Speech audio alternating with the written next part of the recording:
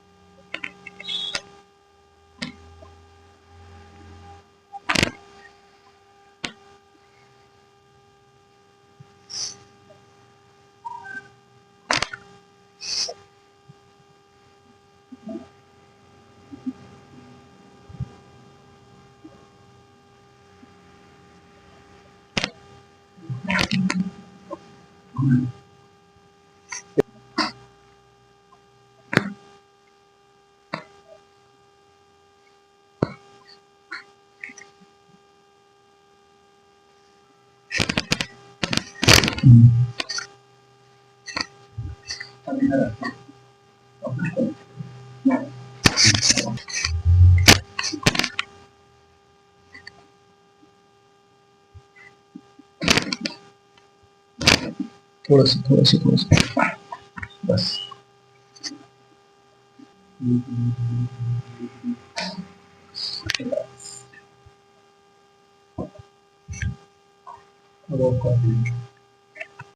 अभी आप थेरेपी लिए, आपको कैसा लगा? पहले से तो बहुत अच्छा लग रहा है, मतलब बॉडी हल्का लग रहा है, जो पेन था वो रिलीफ है।